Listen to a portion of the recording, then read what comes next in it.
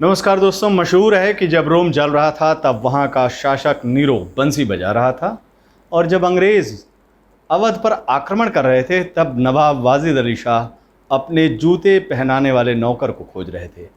इस तरह के तमाम वाक़ातों से इतिहास भरा पड़ा है। राजे रजवाड़े के दिन ख़त्म हुए, अब हर तरफ लोकतंत्र की बहार बह रही है, लेकिन सत्ता के कर्णधारों की सोच नहीं बदली है। उनके नज़र और नज़रियों पर कटाक्ष करते हुए अकबर इलाहाबादी ने लिखा है, कौम के गम में डिनर खाते हैं हुक्काम के साथ, कौम के गम में डिनर खाते हैं हुक्काम के साथ, रंज लीडर को बहुत है मगर आराम के साथ। अकबर साहब के इस शेर को दिल दिमाग में बैठा लीजिए और अब बीबीसी न्यूज़ के इस शीर्षक पर गौर फरमा लीजिए।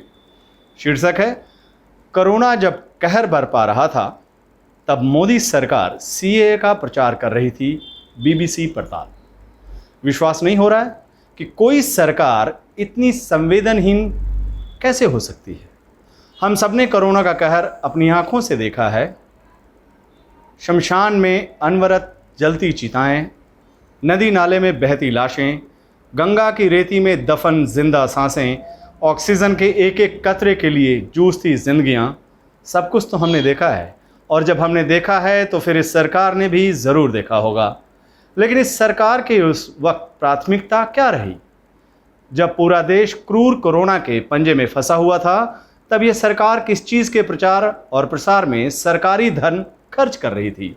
बीबीसी ने यही सवाल सूचना के अधिकार के तहत सरकार से पूछा था।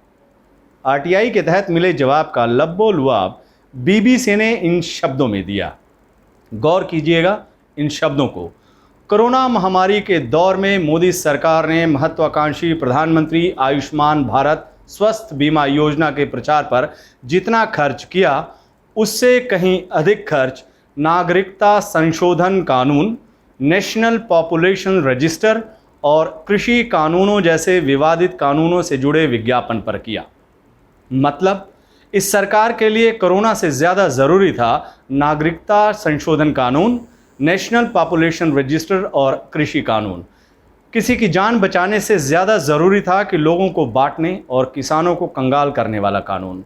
सरकार की इस क्रूर सोच को आंकड़ों के आईने में आप देखिए। और आंकड़े क्या है? कई से मिली जानकारी के मुताबिक कोरोना काल यानी अप्रैल 2020 से लेकर जनवरी 2021 के बीच इस सरकार ने सरकारी विज्ञापन पर कुल 212 करोड़ रुपए खर्च किए हैं। इसमें से केवल 0.01% यानी महज 2,49,000 रुपये सरकार के उस स्वास्थ्य बीमा योजना के विज्ञापन पर खर्च किए गए हैं जो लोगों को कोरोना से बचाने में मददगार हो सकता था। इस डाटा में आउटडोर मीडिया विज्ञापनों पर खर्च का हिसाब नहीं है। विज्ञापनों को लेकर इस सरकार की सोच किसी से छिपी नहीं है। काम 1 रुपये का और प्रचार 10 रुपये का।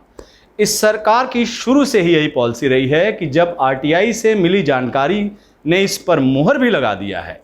साल 2014 से सत्ता में आने के बाद से मोदी सरकार ने जनवरी 2021 तक सरकारी विज्ञापनों में कुल 5,749 करोड़ रुपए खर्च किए हैं। इसकी तुलना में पूर्व की मनमोहन सरकार ने अपने 10 साल के कार्यकाल में विज्ञापनों में केवल 3,582 करोड़ रुपए खर्च किए थे।